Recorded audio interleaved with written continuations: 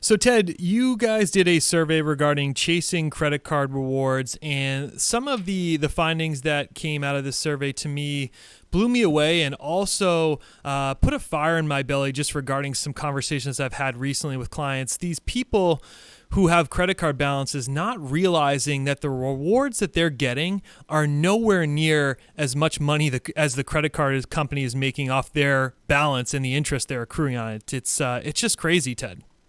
That's the key point. Yeah, we found that about two-thirds of people with credit card debt are making an effort to chase credit card rewards. And hey, I love credit card rewards, but not if you're paying 20% or more for the privilege. That's what's most important.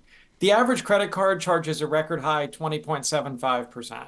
If you have credit card debt, no shame, almost half of cardholders do, and it's often for very practical reasons. But if you have debt, you have to put your interest rate first. Maybe seek a 0% balance transfer offer or just stick to cash or debit for a while you pay off your debt.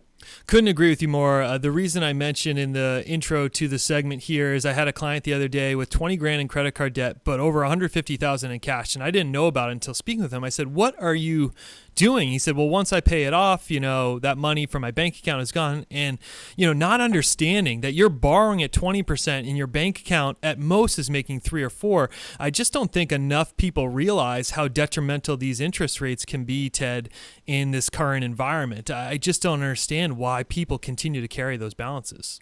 Yeah, I agree. That's a particularly crazy example. Now, fortunately, in that case, they have the cash to pay off the credit card debt. What I think is even more problematic are people living paycheck to paycheck. Mm. I do empathize with how many people are putting gas and groceries and other essentials on credit cards, or maybe it's a medical bill. And, it becomes a tough cycle to break, but don't trick yourself. Don't think, oh, I'm getting cash back or I'm getting airline miles.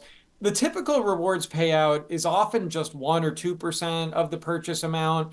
Maybe in certain categories, it's 3, 4, 5%, but it's nowhere near the 20 or 25 or even 30% you're paying in interest. So I would only focus on rewards when you're free from credit card debt. There are some good debt payoff strategies, like a 0% balance transfer card. They don't offer rewards typically, but some of these deals last as long as 21 months on cards like the Wells Fargo Reflect and the Citi Simplicity. Prioritize that interest rate if you have debt.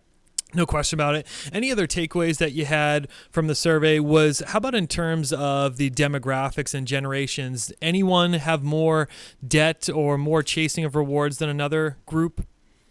We are increasingly worried about 20 and 30 somethings. Those are the groups that are adding to their credit card debt the most rapidly.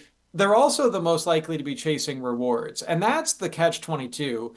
If you're debt free, then yeah, go for rewards. But if you have debt, you really need to prioritize that rate. I'm glad you brought up the debt versus savings piece as well, because we did another recent study. We actually found that over the decade or so that we've been doing this, right now there's a record number of people who have more credit card debt than emergency savings. And it's Mm. totally understandable how this happened with high inflation and high rates. But I think it just calls to mind whatever you can do to pay it off. I mean, also it's tax refund season. So, if you're getting that average refund is $3,200, a really good use of that money is to put it towards your credit card debt.